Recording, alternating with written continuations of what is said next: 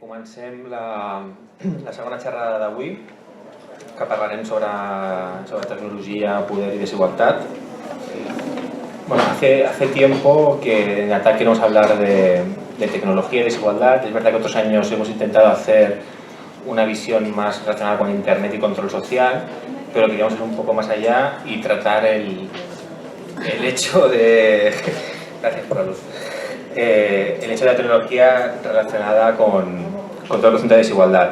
Justo antes comentábamos con Luis, y yo tenía aquí preparado, que John Zarstan comenta que todas las tecnologías creadas por el capitalismo llevan por detrás la impronta de la explotación, jerarquía y división del trabajo. Esta concepción de si podemos o no liberarnos o emanciparnos como sociedad de individuos a través de las propias tecnologías creadas por el capitalismo, si es posible o no, si la tecnología que nos viene impuesta es neutra o no. Y si la tecnología es la respuesta a muchas cosas y no estamos conformes, quizá deberíamos cambiar las preguntas que hemos hecho hasta ahora. Para tener más preguntas o tener alguna respuesta, hoy hemos invitado a Luis, que cuando hablamos de cómo presentarle me dijo que simplemente dijese Luis Montero. Pues Luis Montero, muchas gracias por acompañarnos y espero que nos des muchas preguntas. Pues muchas gracias primero a ti por invitarme. ¿Se me oye? No. No, mejor. Ahora. Sí. Bueno, pero primero muchas gracias a Carlos que me invitó, a TAC por recibirme y a vosotros por estar aquí. Al final, cuando empezamos a hablar sobre tecnología e igualdad o tecnología y desigualdad, al final siempre subyace una pregunta para la que yo no tengo respuesta, y me temo que nadie tiene respuesta o que la respuesta es muy compleja. Y es esa diatriba o esa traba que había entre Marx y Mauss. Bueno, primero me presentaré un poco, ¿no? Yo soy Luis Montero, trabajo antropólogo, hice filosofía y odio el entorno académico. Lo digo por lo que decíamos antes del ponente anterior. Me parece que la academia destroza. Como decía, yo he visto a las mejores mentes de mi generación destrozadas por la tesis. Se mide poco, ¿no? No, acercarlo y ya está. Ah, sí, mejor. Vale. Sí, me parece que sí voy a ver. Y entonces yo empecé filosofía en la Universidad Complutense de Madrid, y llegué hasta cuarto, lo dejé aburridísimo y me fui a Alemania, a la Freie Universität de Berlín, hice hasta tercero y lo dejé aburridísimo. Yo creo que la academia, por el motivo que sea, y no digo que el problema sean los académicos, que también, la academia es un cementerio. Desde entonces yo trabajo en la universidad, en la empresa privada. Nunca he trabajado en la academia y además no tengo ganas de dar clases ni de... Lo que por ende quiere decir que hablo muy mal en público, no tan bien como el orador anterior, que está muy acostumbrado a explicar cosas en público, hablo muy mal en público. Pero, y desde hace mucho tiempo llevo trabajando con usuarios de tecnología y antropología, haciendo estudios antropológicos, esa cosa que en los cursos llaman etnografía, de cómo los usuarios se relacionaban con interfaces, cómo esas interfaces son mecanismos de construcción de identidad política, cómo se asimila esa identidad política a partir de la interacción con la interfaz, y luego cómo esos mecanismos se han profundizado, o esas políticas se han profundizado a medida que se ha ido profundizando el uso de pantallas. A medida además que el uso de pantallas ya no han sido solo operaciones, como en el principio, antes era poner un DVD en marcha, y ahora es expresar lo que te parece o te despierta, las emociones que te despierta la película. Es decir, a medida que el usuario ha ido avanzando o el interfaz ha sido capaz de ir recogiendo más informaciones y modelando más las informaciones que genera el usuario, cómo esas informaciones son modeladas desde un punto de vista político para conseguir objetivos, que son objetivos que además en la industria es bastante honrada en este sentido, porque es muy transparente, llama objetivos de negocio. Es decir, en todas la ley básica que prima cualquier arquitectura de un servidor se llaman las leyes de negocio. Y son los principios de negocio. A partir de ahí se toman decisiones de cómo el algoritmo corre o deja de correr. Pero siempre son buscando un fin, que ese fin es negocio. Después de esta breve introducción vuelvo a la pregunta que decía antes, ¿no? A lo de Marx y cuando empezaba a hablar con Carlos sobre cómo podíamos enfocar esta charla, al final aquí siempre subyace la misma pregunta, y es esa diatriba, lo que decía antes, esa pelea que había entre Marx y Mauss, el antropólogo, si es la economía la que crea las condiciones de desarrollo para la tecnología, o al revés, si es la tecnología la que crea las condiciones para el desarrollo económico. Marx obviamente era partidario que era la economía la que crea las condiciones de desarrollo económico, porque era la tecnología, el capital, la que creaba las condiciones para la imposición del proceso productivo de la máquina y el operario de la máquina. Marcel Mauss tenía un concepto de la revolución a lo mejor un poco más exigente, por decirlo de otra forma. Solo ha habido dos grandes revoluciones, son la revolución agrícola y la revolución industrial, y las dos proceden de un cambio tecnológico que crea las condiciones para el desarrollo económico. La revolución agrícola, que es la capacidad de explotar los campos con cierta periodicidad, y la revolución industrial, porque es meter las máquinas en vez del buey. Lo que se hizo, él siempre decía que la revolución agrícola multiplicó por 3 la capacidad productiva del campo y la revolución industrial por 7 la revolución productiva del campo. Dicho esto, ahora estamos en esa palabra, supongo que revoluciones, de las palabras más manoseadas, y como más manoseadas es eso que decía Levi Strauss, que se ha convertido en un significado flotante. Cuando yo digo revolución, seguramente no tiene nada que ver lo que opina ella, lo que piensa que es una revolución, lo que piensa nadie que es una revolución, ya nadie sabe por qué es una revolución, pero sí seguramente anhelamos un cambio, anhelamos una transformación, y en ese sentido es un poco el origen de la charla.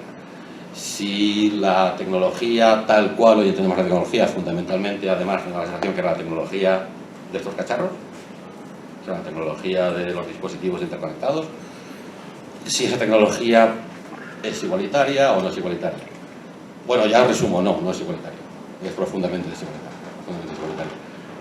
Y para llegar a esa, ahora el resto de la charla es un poco el intento de cómo llego yo a esa conclusión. Luego ya debatimos, porque supongo que también hay mucha gente que tiene anhelos o trabaja con esas tecnologías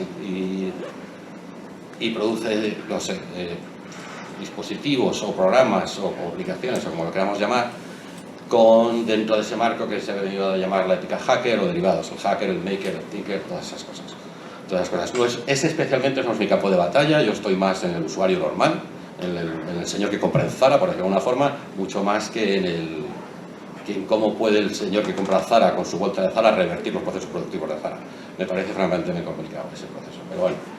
Volviendo a eso, al final esta pregunta, la pregunta de la igualdad tecnológica, subraya o por lo menos ataca un mito, y es el mito de que esas tecnologías son neutrales. Me imagino que son neutrales. La idea de la neutralidad tecnológica, ¿no? El martillo no mata, la pistola no mata, nada mata. Que en cierta medida es verdad, es un poco lo que decía Nietzsche, la culpa no es de las ideas, la culpa es de lo que los hombres hacen con las ideas. Lo que pasa es que la distancia entre la idea y la tecnología es muy larga, porque la tecnología en realidad en sí no es una idea, sino que la tecnología es una acción. La tecnología no es un problema epistemológico, sino que es un problema fundamental moral o fundamental político, ¿no? Por eso cuando a mí me preguntan en este tipo de entornos por qué no hay mucha literatura filosóficamente relevante acerca de la tecnología, es porque para la filosofía la tecnología es una pregunta bastante poco relevante. De hecho, la tecnología está ya implícita en bastante, aunque no lo mencione, el capítulo 2 de Aristóteles, en el que cita que si el operario fuera robots, el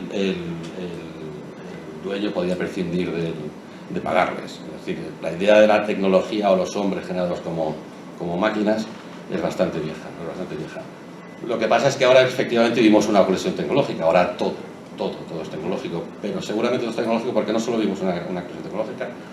Esto entronca con otra idea que es un poquito más peregrina, pero tiene que ver también con la ontología, y es ese desplazamiento del sujeto, la relación sujeto-objeto. Ahora, por primera vez en la historia, la filosofía empieza a reconocer al objeto como valedor o como una entidad con tanta presencia como el sujeto. Seguramente porque si miramos alrededor nuestra, todos son objetos creados. Es decir, desde hace ahora una treintena, cincuentena de años, desde la Segunda Guerra Mundial, pero más allá de la Segunda Guerra Mundial, 70s, 80s, seguramente coincidiendo con la globalización y la megaproducción en masa de bienes plásticos, por decirlo de alguna forma, el mundo dado se ha convertido en un mundo hecho. Es decir, el mundo está todo producido. Y cuando digo producido, está producido, administrado y gestionado y convertido en objetos.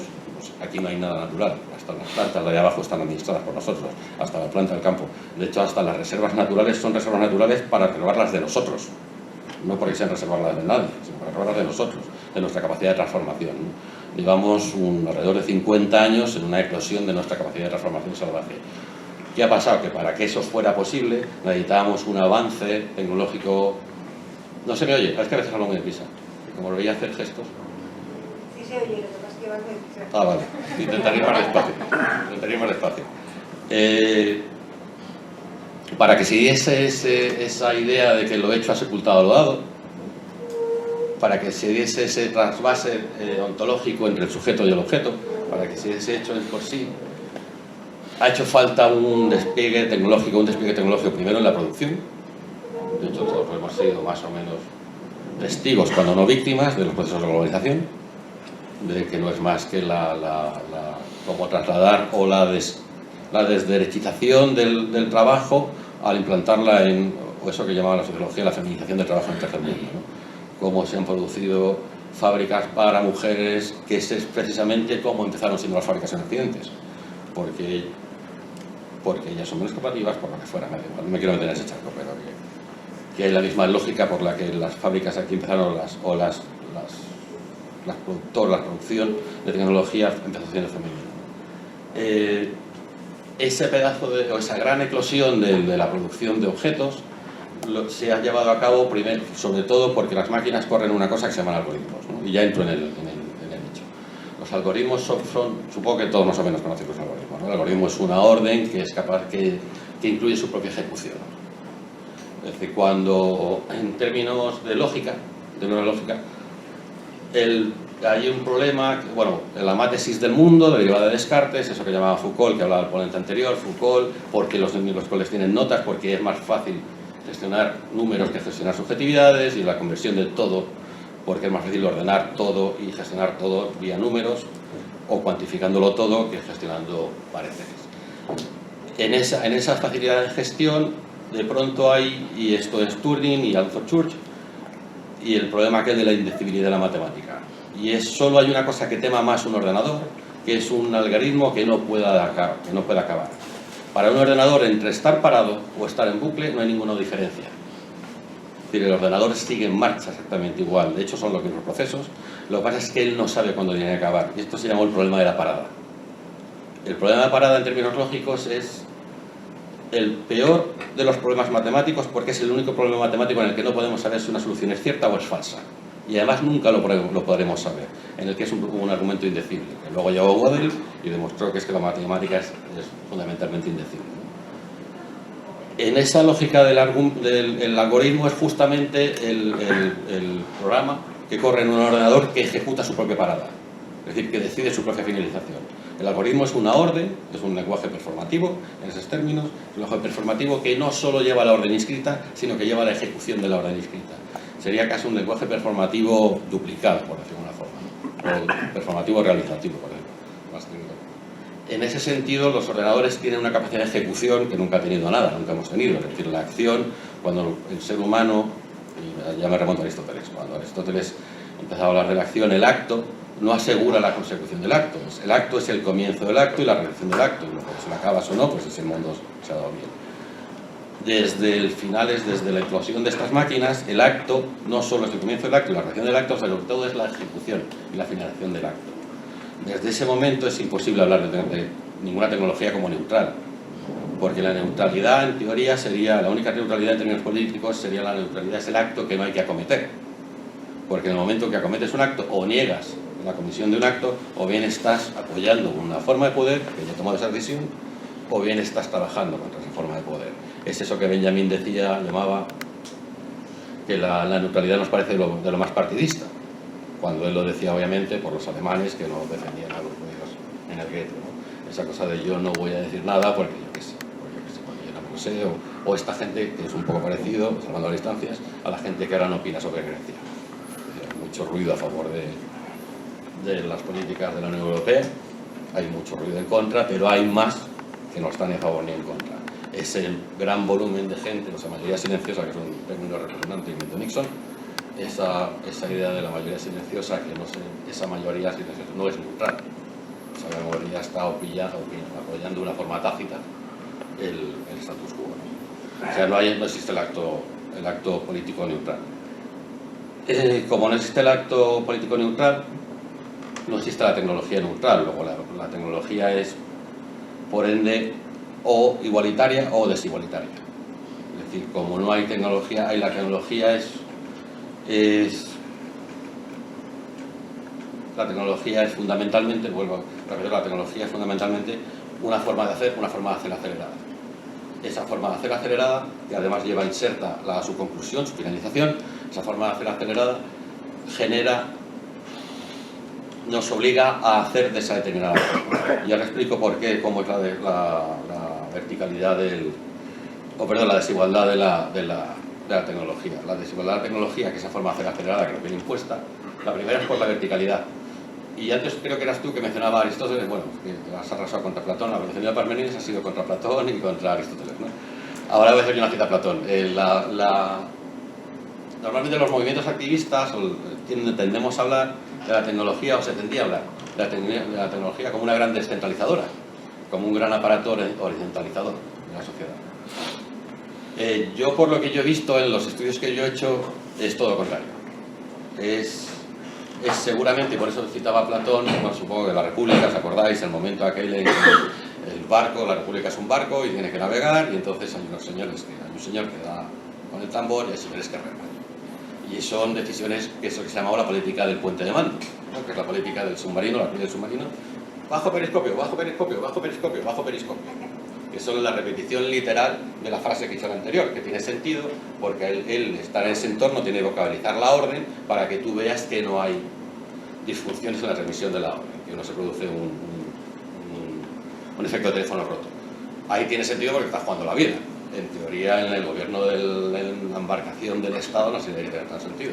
El caso es que si este efecto de un email corporativo lo llevamos a una corporación, yo siempre pongo el ejemplo de un gran banco español que tenía un gran presidente, físicamente quiero decir, que se murió y ahora está su hija, no sabéis todos quién es, y un ejemplo muy concreto de un email mandado por él a toda la corporación. En teoría ya había un proceso de transformación, en teoría ya había un proceso de eso que llaman ahora de cambio cultural.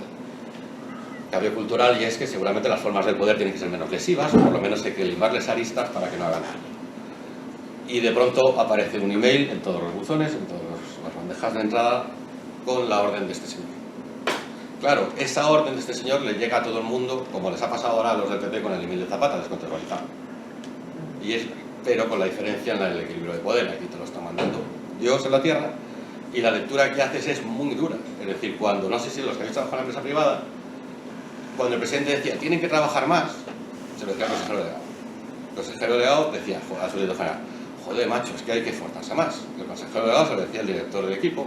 Total, que esa bajada en cascada y en escalones de la orden llegaba suavizada a tu jefe, del director del comité de empresa, que decía, pues que dice que tiene que trabajar más, pero yo creo que si estamos aquí viniendo esta tarde más no lo hacemos. Es decir, se diluía mucho la orden y perdía peso. Ahora la orden llega como una bomba. ¡Fuaca! Desde el mail del consejero delegado, directo y sin cambiar nada, hasta el trabajador que sea, Con lo cual se produce efectivamente el efecto de la República, es decir, hay un señor dando tambores y los demás remamos. Y eso que en realidad podrían ser herramientas de horizontalización, porque sí, todos tenemos la capacidad de responder a ese email, pero a ver quién es capaz de coger el botón de responder y decir, perdone, pero es que yo creo que, y además darle un responder a todos. O sea, el héroe como forma de supervivencia es complicada. Y me imagino que si estás allí, las posibilidades de tener ese héroe son limitadas. No. Estas herramientas además se produce eso que decía Montesquieu, que cuando te oprimen con la máscara de la libertad, esa opresión es doblemente ignominiosa. Es decir, si tú tienes una herramienta que en teoría iba a horizontalizar la organización, al utilizarla de forma tan vertical como tú puedes responder, entonces es responsabilidad tuya que no estás respondiendo. Entonces, no, macho, no, esto no sé si es tan así, ¿no? La siguiente forma en la que por lo menos yo creo que la tecnología genera desigualdades, esta es un poco más técnica, es en la imposición de los casos de uso. Esto me puedo poner más teórico y tal, pero voy a caso. Cuando cualquiera que define cualquier aplicación, hay una cosa que se llama user stories, que son historias de uso. Historias de uso es cómo yo quiero que la persona me use o use esa máquina. Y esas historias de uso las tienen desde el Ford no sé qué de la calle hasta ese Internet, cualquier máquina. Todo está diseñado en vía de cómo tiene el usuario que relacionarse con. Ese relacionarse cómo tiene que relacionarse con enmarca no solo la forma de relación, sino el modo de relación y los tipos de respuesta que puedes conseguir. Es decir, cuando cualquiera de nosotros estamos comprando en Amazon, por decir algo, en cualquier tienda digital, ahí no solo está previsto los pasos, que sea facilito, que sea comprensible, que sea no sé cómo, sino lo que está es contemplado al usuario como el elemento que ejecuta el algoritmo. Es decir, el usuario es la pieza a la que hay que obligar, depende de quién lo mire, o hay que sugestionar, depende de quién lo diga, para que ayude al servidor a completar el algoritmo. Porque el algoritmo exige para que se complete su realización, como os comentaba antes. Entonces, en ese sentido, para lo que se dibujan los casos de uso. Los casos de uso serían de un televisor, el primer caso de uso es encenderlo. El botón de encendido de cualquier mando a distancia de todos los aparatos del mundo, todos sabemos dónde está. De hecho, ¿cuántos hemos ido a casas y está la tele puesta, aunque no la mire nadie? Es decir, el primer caso de uso de la tecnología es la obligación o la exigencia de hacer uso de la tecnología. Y además eso es una imposición que es muy difícil de sublevarse a ella, ¿no? Luego están los casos de uso dentro de la propia tecnología, lo que puedes hacer con ella o lo que no. Los casos de uso vienen muy marcados. Yo no soy muy de Mac, no sé si no soy muy de Mac. Mac es extremadamente cerrado en términos de casos de uso. Es muy fácil de usar. Todos hemos visto esos vídeos del iPad del gatito, el niño pequeño. Es muy fácil de usar, pero es muy fácil de usar solo lo que te dejan usar. No hay uso fuera de esos casos de uso. Es decir, en un Mac puedes abrir la consola de comandos, pero hay que ser un campeón para abrir la consola de comandos. Tienes la amenaza, además, del objeto que se niega a sí mismo. Salirse el caso de uso es el objeto se empieza a negar de sí mismo. Pero un caso de uso razonable de la tele es tirarlo por la ventana. Pero nadie tira la tele por la ventana porque a lo mejor nadie se compra un objeto para negarlo. Eso no se considera un caso de uso, ¿no?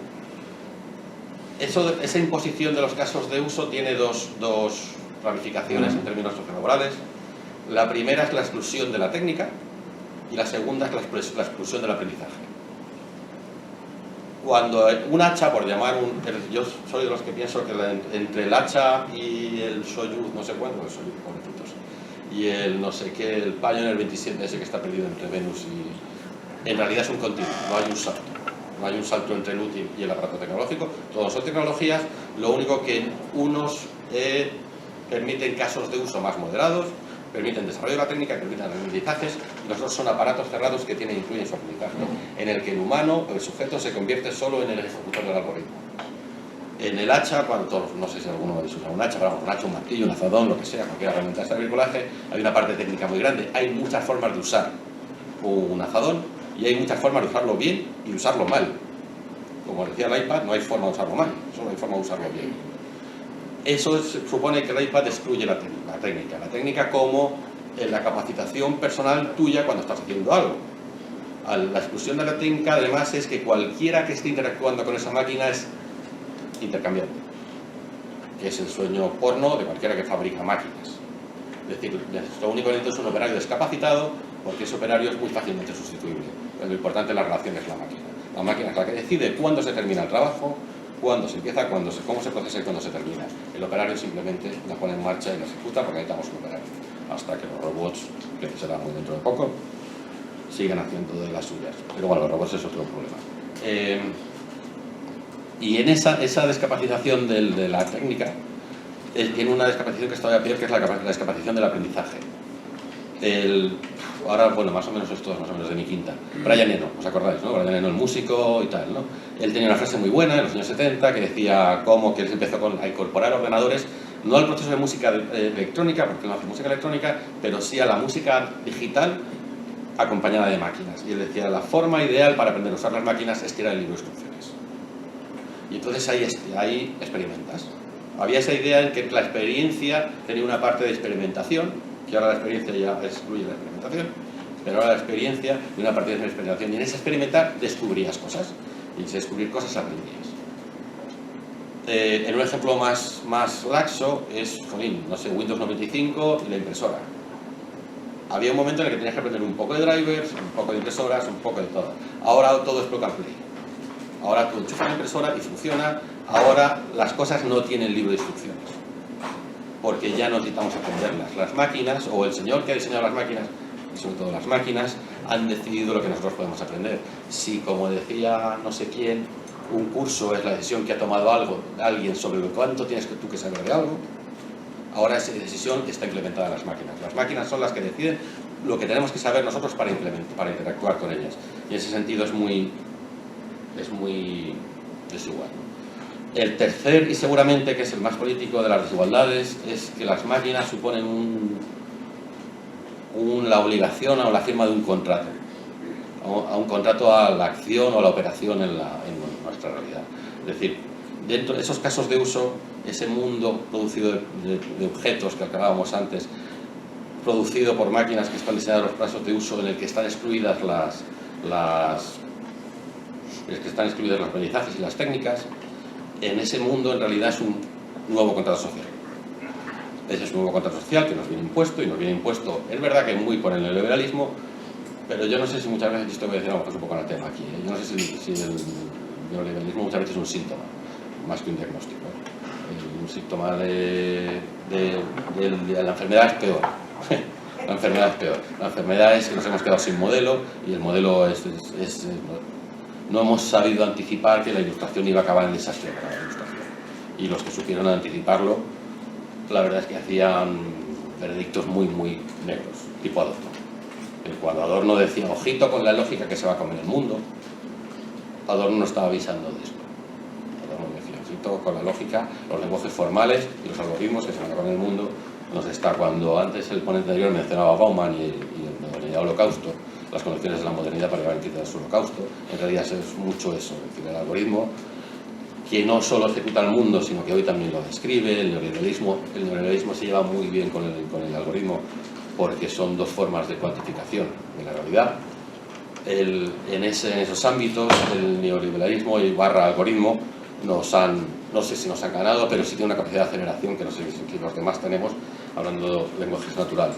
Es decir, los mercados y esa forma de controlar los mercados, que es el High Frequency Trading, que en realidad son algoritmos aplicados sobre otro algoritmo, que es la idea de dinero, para construir el algoritmo definitivo, que es la inteligencia artificial.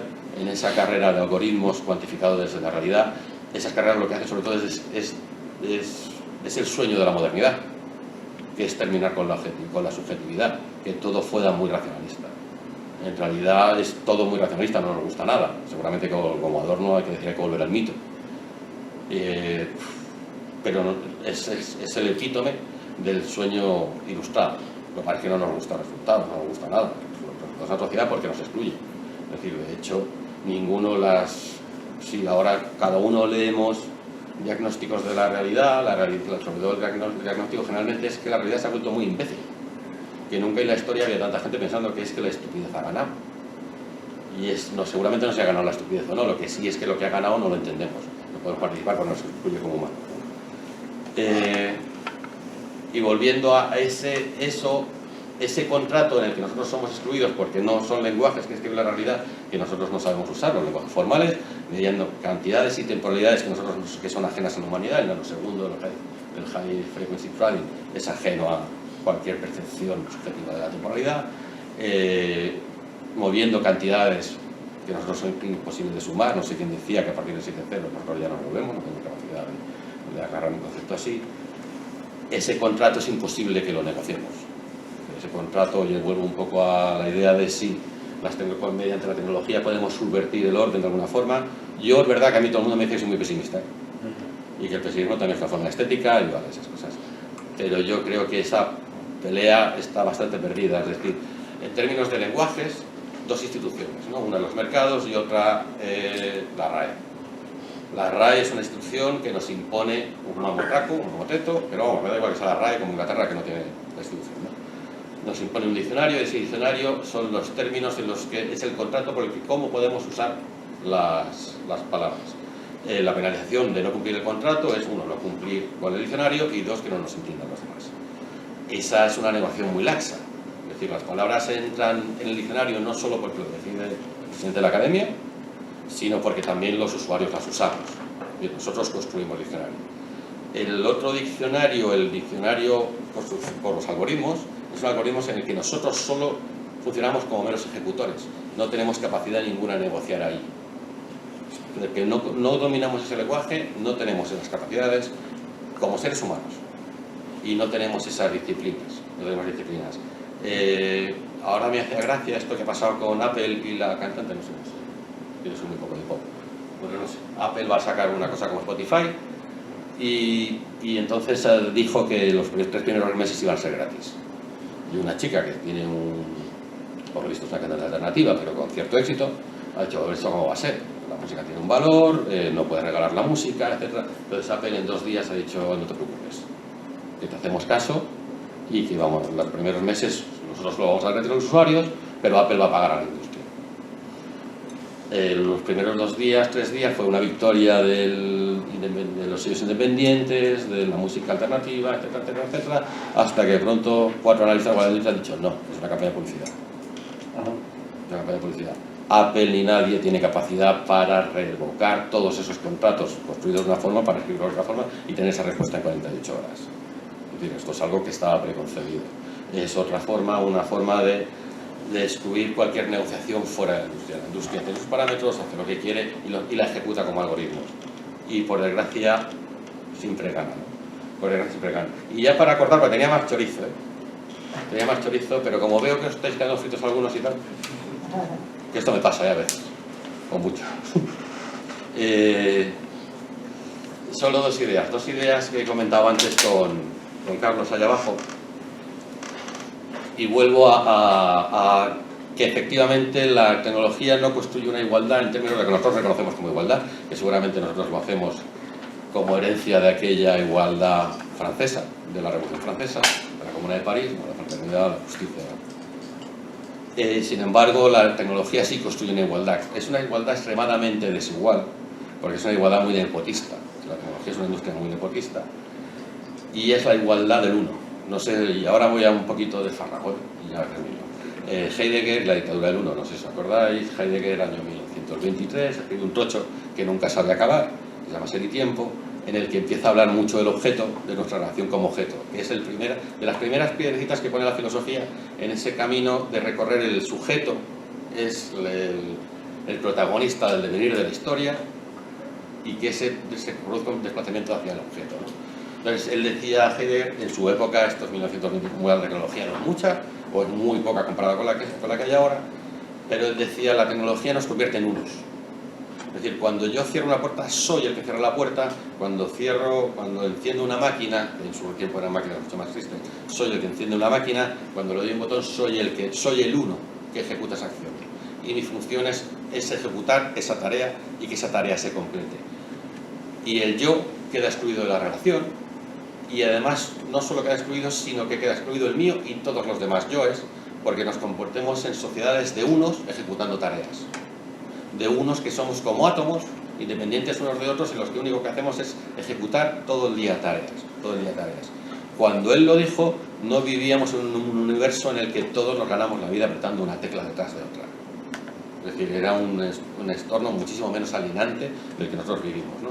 En esa dictadura del uno, lo que se ha producido seguramente es la ruptura de cualquier capacidad de conexión entre el operario. Es decir, si cuando Marx decía que es la fuerza del trabajador, no el trabajador, de la suma de trabajadores los que van a revertir la propiedad de producción, los medios de producción, que es la pregunta que hacía antes, la propiedad de los medios de producción. Yo soy de los que no debería ninguna propiedad, pero bueno, me da igual tenerla, que la cama sea de mi propiedad o sea de otro, me parece una locura, pero bueno, esto es más ruso que más.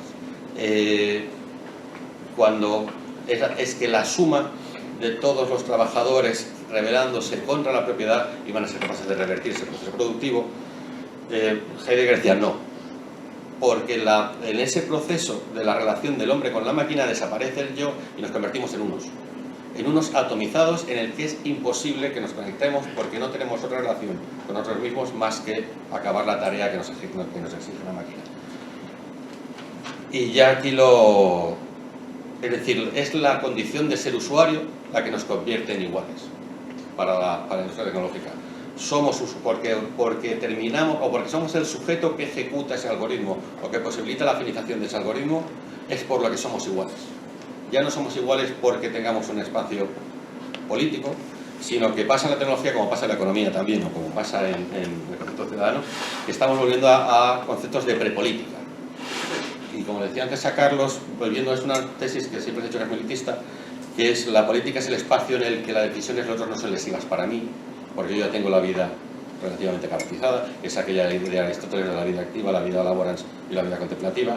El espacio, la política, el espacio del ciudadano libre en el que todos tenían la comida de sustento garantizado. Eso ya no existe y estamos volviendo a recuperarlo, volviendo un paso atrás, en el que es el poder el que ejecuta la creación. El espacio político, en esos términos, es prepolítico. Ha vuelto a que la política es mera supervivencia y por eso la respuesta, supongo, son entre otras cosas el apoyo mutuo, los cuidados, las políticas de la vida, porque es lo que dice Agamben, que es la única respuesta que nos queda frente al estado de emergencia vital en el que se han convertido las democracias capitalistas. Y hasta aquí. Bueno, podría hablarme más, pero como veo que ya ha ido muy deprisa, ya lo he dicho. Muchas gracias.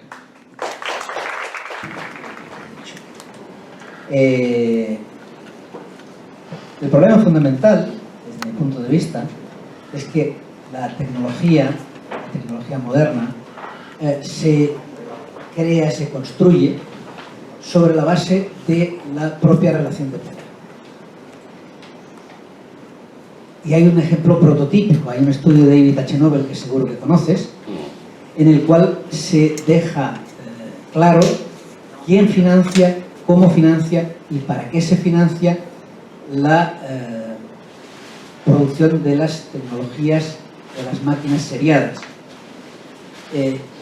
Naturalmente, eso supone que se destruye una determinada cualificación, una determinada capacidad o un determinado poder de negociación del trabajador que está haciendo determinada actividad.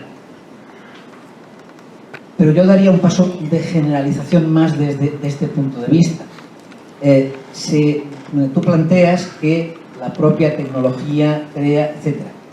Y posiblemente hay otro aspecto, es decir, hay un aspecto social que en cierta medida estaba embebido en el problema social, en la cuestión social que se decía en los años 40, en los años 30, de aquí para atrás. La cuestión social, el problema social, la contraposición, el conflicto entre el trabajo y la élite de poder, la plutocracia como su núcleo y el resto de las élites de poder, las plutocracias fundamentalmente, ese conflicto embebía todos los demás conflictos. Cuando se ha generado esa situación en la que no es posible embeber esos conflictos, tampoco ha aparecido porque sí. Es una cuestión que se ha producido, que se ha creado, que se ha financiado de la misma manera. Es decir, cuando la población en general actúa en el conflicto con las élites de poder, porque naturalmente las élites de poder tratan de pisotear, tratan de hundir a los demás, sencillamente para profundizar su propio esquema de poder y su propia situación de poder, naturalmente generan una situación de solidaridad casi automática por reacción, y naturalmente de lo que se trata es de evitar esa situación de solidaridad, de conjunto de ciudadanía.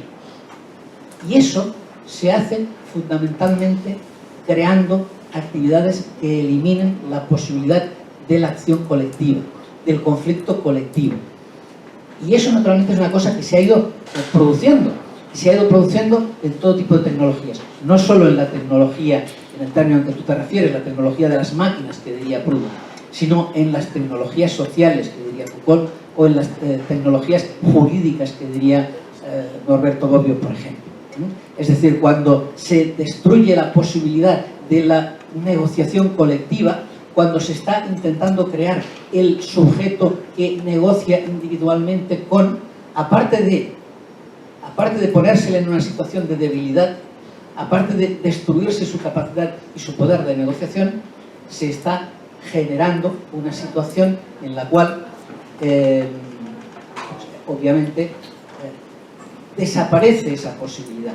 Es decir, desaparece la posibilidad de que el conflicto sea la cuestión social, una cuestión que forma parte, que está embebida con todo tipo con todo tipo de reacción contra el poder social. Sí, sí, creo que quiere decir, yo pensaba que estaba, pero ya veo que no. Es decir, la idea de la tesis, que yo la he explicado desde Heidegger, que bueno, tanto Bobbio como Foucault o como Elías son bastante heideggerianos, sobre todo Foucault es muy heideggeriano, de la tesis del uno, es decir, cuando somos átomos como unos, es una de las conducciones sociales, no en términos, no sé si de construcción de clase, de lucha de clase, que puede ser, es uno de los factores, obviamente, pero sí es la incapacidad negociadora.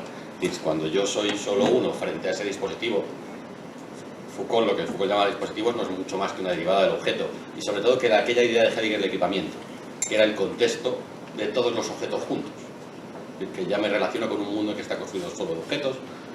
Esos dispositivos Foucaultianos se construyen mucho sobre el ciudadano convertido en átomo.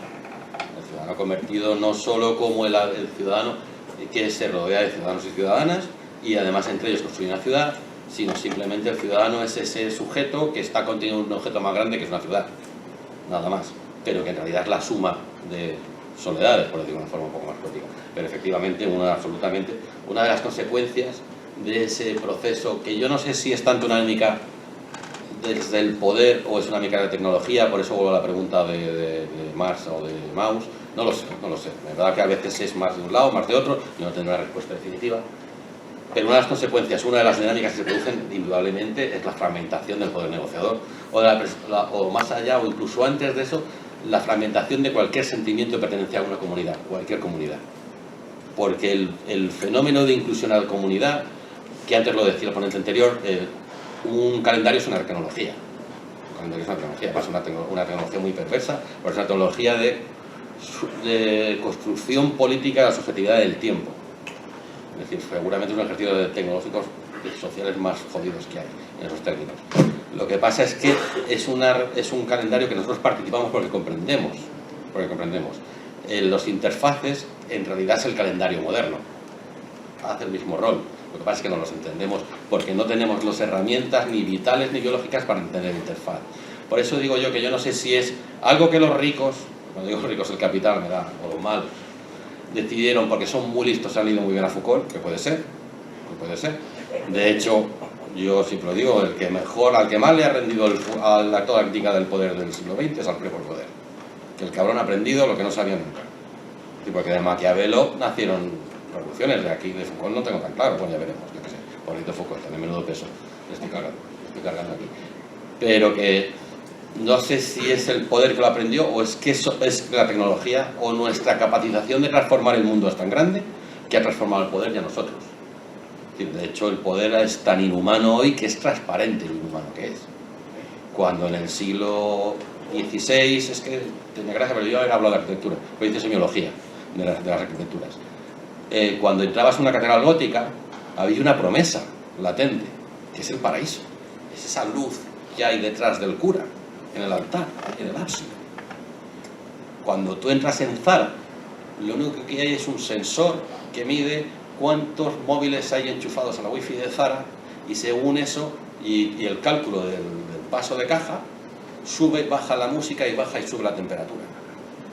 Porque si sube la música y baja la temperatura hay más paso de caja.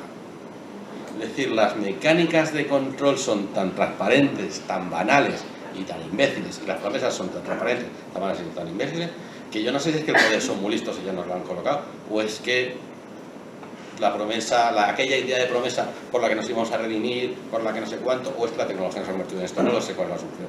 Lo que sí es que yo lo veo la salida, no sé si es la tecnología, es que la tecnología es muy perversa. Resumiendo.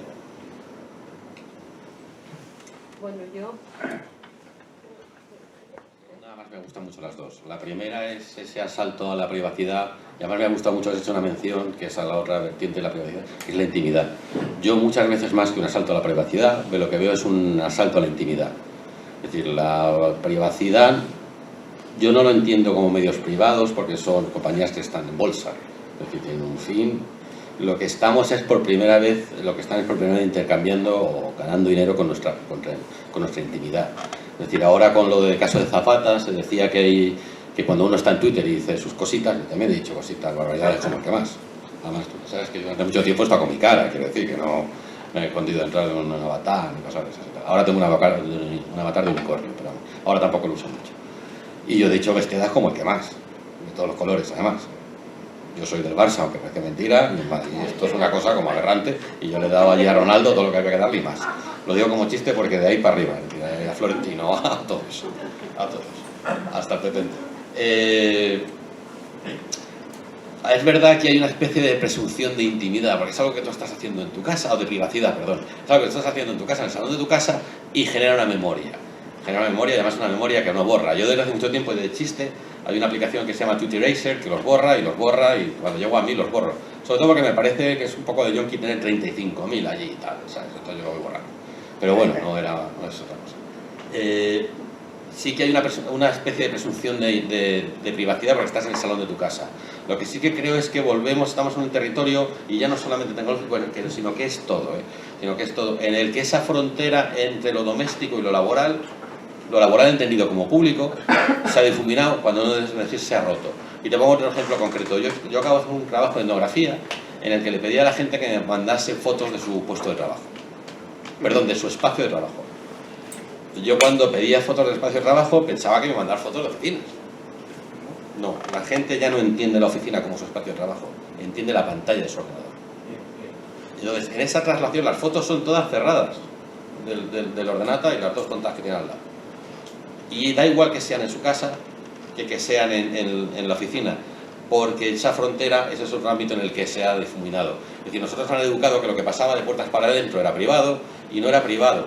Es decir, era privado obviamente, pero sobre todo porque era íntimo. Es decir, cuando en Twitter estamos diciendo barbaridades, en realidad estamos haciendo una exposición de nuestra intimidad.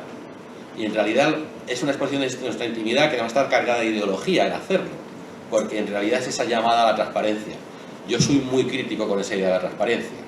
A mí la transparencia me parece como el poder hace pornografía con nosotros. Es decir, yo no sé si yo quiero saber, me parece fenomenal que se puedan saber, pero me parece fatal que a nosotros nos arroguen el papel de controlador. Es decir, cuando alguien emite todos sus datos o cuando alguien dice todas sus intimidades, está haciendo que el otro ejecute el papel de controlador, porque o estás diciendo bestiadas o cosas muy sensatas, no lo sé, o porque yo tengo que controlarte todos tus gastos. No es mi rol en la vida controlar todos los gastos de eso. Debe el vigilante del policía, no sé si tengo que ser yo. Es decir, si yo tengo que ser el vigilante del policía, prefiero que no haya policía. Entonces a mí ese asalto a la intimidad es la derivada personal de esa ideología de la transparencia pública. Entonces a mí me parece que muchas veces ahí confundimos o se confunden esos dos términos, entre intimidad y privacidad. De hecho, para que exista privacidad tendría que ser un medio de transmisión privado. Obviamente Twitter, ni Facebook, ni ninguno de esos medios, ni Google, es un medio de transmisión privado, porque jamás ha habido un medio de transmisión privado que cotizara en bolsa. Eso son lógicas. Es decir, Twitter, Facebook, Gmail o ahora correos cotizan en bolsa, luego ya no son medios que garanticen la privacidad. Teniendo en cuenta que además la relación de privacidad y público entre espacios públicos y privados es una cosa que tenía que asegurar el Estado, no tanto los ciudadanos como practicadores de la publicidad. Lo que hacemos ahí es una exposición de nuestra intimidad más que de nuestra privacidad. Y volviendo a lo segundo, totalmente de acuerdo, no lo sé, totalmente de acuerdo en que la tecnología la podríamos usar para cosas mejores, seguramente sí. Pero vuelvo un poco a lo que decía el compañero. Es tan desigual el origen, es decir, por mucho que yo sea hacker, que yo controle lenguajes formales, que yo sepa lógica, que sepa programación, es tan difícil que yo haga algo que sea capaz de revertir esos grandes mecanismos de control, porque en realidad son mecanismos de control, son magníficos dispositivos de control. Es tan difícil que yo pueda hacer algo, o que la suma de 500 como yo, o de 5.000 como yo podamos hacer algo, que en términos ya no solo de espacios de libertad, de ruptura del control, sino, y ya ni siquiera dentro en capacidad productiva. Yo no sé, no tengo ni idea, no sé si a alguien se lo plantea. De hecho es tan viejo como Kropotkin, ¿no? La conquista del pan, ¿no? Lo jodido la revolución no es hacer la revolución, es que comes el día después. El problema que tenemos es que tenemos un sistema productivo, y esto es la crítica que hacía a Marx. Marx en realidad es una profundización del dibujo de persona que hacía Adam Smith, que es una persona que se construye por lo que produce, cuando en realidad eso es convertir al trabajo en la función fundamental de construcción de la persona, que eso es otra herencia de la modernidad, pero no fue siempre así, como dice la propia Arendt, la subjetividad medieval se construía solo con 140 días laborales al año. Nunca ha habido tanta gente, es verdad que hay mucho paro, pero nunca ha habido tanta gente trabajando tantas horas al día en la historia de la humanidad. Es decir, yo creo que la solución al trabajo no sé si es más trabajo. A lo mejor es otro trabajo, o a lo mejor es que las máquinas de lo hagan todo, no tengo idea. Como dice el chiste del niño chino, papá, ojalá venga un robot y quite el trabajo. La tecnología dentro del capitalismo ha llevado al máximo los deseos que mucha gente tenía de una manera bastante oscura. El hecho de la típica frase de mi niño es un experto porque mira que bien maneja el iPad, cuando es un usuario que está haciendo justamente lo que pide la herramienta, o cuando se habla de que la tecnología democratiza, y se utiliza democratizar cuando quiere decir que la gente puede comprarla. Sí. O sea, se cambia democratizar por consumir. O incluso se habla de estar conectados, estando aislados en diferentes sitios. O sea, coge términos que en teoría son bonitos y son loables y los transforma, pero sí, con la pátina de belleza exterior. Incluso te enseñan las oficinas de Silicon Valley, pero no te muestran las fábricas de China que construyen los elementos. Ay, mira, no sé si habéis visto una película, hay una película que se llama Manufacture Landscape, es un fotógrafo, creo que es noruego, que se dedicaba a hacer fotos de paisajes, ¿no? Volcanes, bosques y tal. Y un día descubrió Foxconn, la fábrica china, y desde entonces hace fotos de paisajes transformados por la mano del hombre, ¿no? Por la humanidad.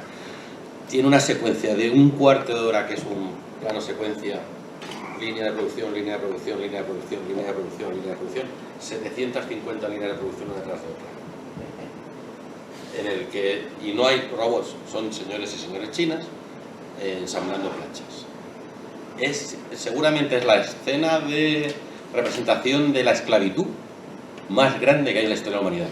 Es decir, si esas personas les pusieran a hacer pirámides, habrían sepultado China debajo de pirámides, no tengo ni idea, Es como de pronto esa máquina tecnológica productiva se ha convertido en un monstruo que nos ha devorado. No sé si te he contestado la pregunta, creo que no. No, bueno, no la he hecho. Pero bueno, dispara, es que esto tenía que contar esto, es que ese plano es muy bonito, lo tenía que haber traído, ese plano es muy bueno. Lo tenía que haber traído, es muy desolador.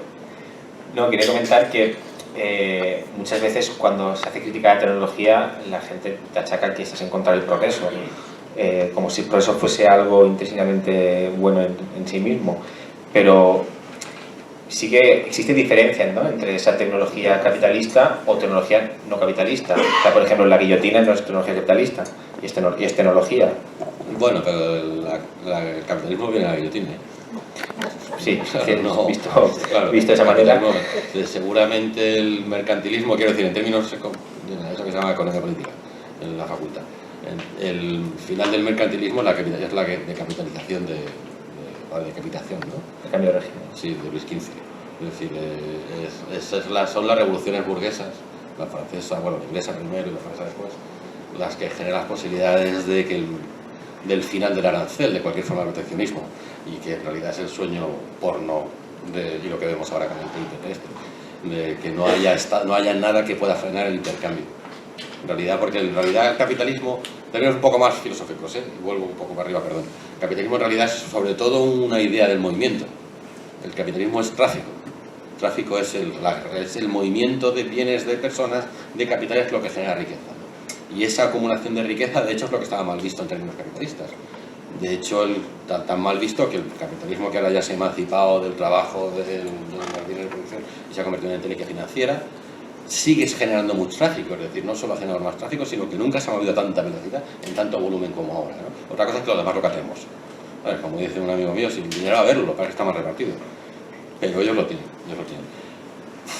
Yo no sé, y vuelvo un poco a la pregunta entre Marx y Mauss, yo no sé cuál es muy bien la solución. No sé si la tecnología ha generado estas condiciones de crecimiento desmesurado o financiación del capitalismo o de extracción del capitalismo, que es algo que ya avisaba Marx, o si ha sido el capitalismo que al convertirse en más abstracto ha echado mano a estas tecnologías. En cualquiera de los casos, yo lo que sí que creo, y es esa cosa que empiezan a decir ya, es que el final de la tecnología es que la tecnología se convierta en el propio dinero. Es decir, el final de la inteligencia artificial es que la inteligencia artificial sea el dinero. Las máquinas decidan cuánto, cuándo, cómo y por qué se paga algo. Y ellas se paguen entre ellas. Con lo cual ya nosotros estemos fuera. Claro, el dinero es muy complejo. De hecho, la economía es muy bonita en términos filosóficos porque tiene tres preguntas muy raras, ¿no? La idea de valor, la idea de precio y la idea de dinero, ¿no? ¿Cuánto cuesta una cosa? ¿Con qué la pagamos y cómo la pagamos? Y esas decisiones son muy complejas, son súper complejas, porque dependen mucho de factores antropológicos, culturales y muy dispares, ¿no? En esos términos, y si todo sigue así, hay gente que ya empieza a decir que el dinero en realidad lo que es un protolenguaje formal. Es decir, el dinero es el primer algoritmo porque es una herramienta de formalización de la realidad. Me da reglas para comprender la realidad muy sencillas y que se ejecutan muy deprisa, que es el intercambio. Una vez que el intercambio ya perdió cualquier noción moral, que era lo que le importaba a Aristóteles. Cuando Aristóteles habla de economía, la economía le importa la pimienta. Para los griegos la economía es el arte de la despensa llena. Se acabó la economía. Lo que pasa es que le interesa el justiprecio en el mercado. ¿Cuánto estoy yo dando de esto? Que es las preguntas clásicas filosóficas sobre la economía. La economía, una vez que se emancipa de todo eso, se convierte en una máquina que se autodevora y se retroalimenta. A partir de ahí ya no tengo ni idea. Yo creo que ya ahí ya hemos perdido la noción, porque el siguiente paso es que dinero y algoritmos se fusionen. Y esa fusión, esa capacidad de formalización del mundo multiplicada por la capacidad que tienen las máquinas de ejecutar algoritmos, y eso va a ser detonada. Bitcoin es la primera derivada de eso. Y es verdad que tiene un sustrato neoliberal atroz, porque en realidad es el dinero convertido en relación a tu esfuerzo, y tú eres un agente económico sin mercado central, y que es solo la cotización y la suma de esfuerzos lo que crea la idea de valor. Son mecanismos muy neoliberales de destrucción o una teoría del precio muy subjetiva en esos términos. Pero eso en realidad no es más que un apunte de lo que podrían hacer máquinas pensando y formalizando todo en términos de dinero. Y eso está a la vuelta de la esquina. No sé si he respondido. A veces me voy por las ramas. No sé si hay tiempo. ¿Cómo estamos? Bueno, corto. Prometo responder despacito. Resulta que el proceso tecnológico existe de hace más de 5.000 años. Sí, total. Y entonces cada civilización ha acabado con el colapso. Todas las civilizaciones han acabado con el colapso, porque la misma tecnología llega a un momento que colapsa. Ahora hace poco, ayer o antes de ayer, colapsó con todos sus algoritmos un cohete que no sé cuánto dinero costaba y tenía que ir a la Luna, o no sé dónde coño tenía que ir, perdón lo del coño, pero bueno. Y ahora tenemos otra historia que se está produciendo, y es el caso de Grecia. El caso de Grecia. Es una tecnología que colapsa. Es decir, es una tecnología que colapsa. ¿Y cómo es que colapsa? Porque los algoritmos de estos señores, que son los que mandan y los que dicen que no sé qué, estos algoritmos también han colapsado. ¿Por qué? Porque es un problema que los algoritmos como tales, como no tienen alma, por decirlo de alguna forma, pues resulta que en Grecia se han dado unas circunstancias que son completamente anómalas.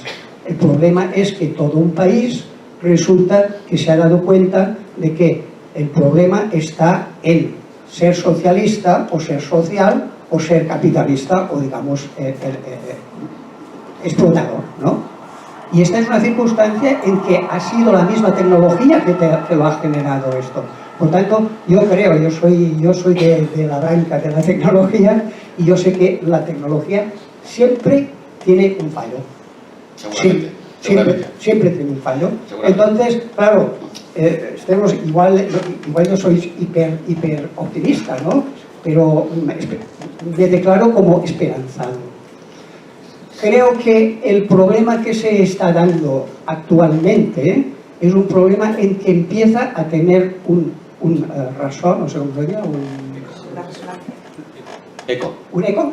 un eco que se está extendiendo por todo el Mediterráneo y además está subiendo también hacia Francia, etcétera, etcétera, etcétera. Es decir que viva la tecnología, porque a pesar de los algoritmos de la tecnología, que como muy bien has explicado, son cerrados, son de bucle cerrado y tal, pero aquí estamos unas personas pensantes y con una capacidad de ¿cómo se dice? Voy a decir una vulgaridad, de joder la marrana. No, y sobre todo sentientes. Yo creo que hay una cosa que todavía la máquina no tiene que llevar, la verdad, son las emociones. Vuelvo a hacer una especie de solo pincelada pesimista. El destino de todas las civilizaciones es colapsar.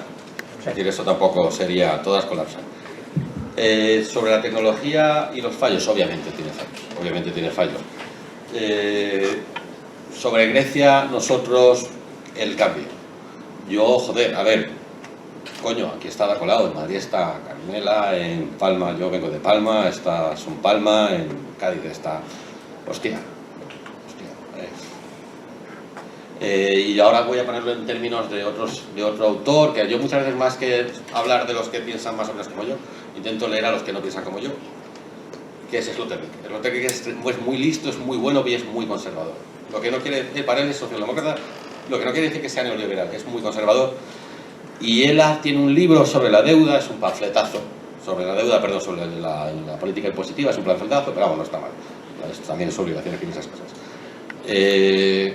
Y tiene pasajes en los despertar de la ciudadanía, de cómo podría ser despertar de la ciudadanía. Este libro es del año 2006-2007, se parece mucho al 15M.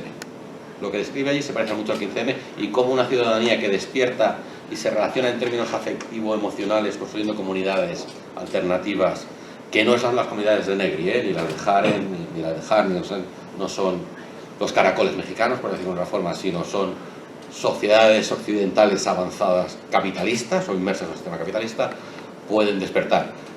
Ojalá despertemos, joder, ojalá despertemos. Lo que sí es que la bicha va a estar enfrente. De hecho, el problema que tiene no se ha dado, se lo han puesto al día, pero en Madrid, Carmena, es la gran máquina financiero-especulativa urbanística que hay en Madrid. Y desmontar eso va a ser un Cristo complicadísimo. Entonces, ojalá la buena voluntad, los fallos, la inocencia, el empuje, podamos. Y no quiero hacer el chiste con el partido, joder.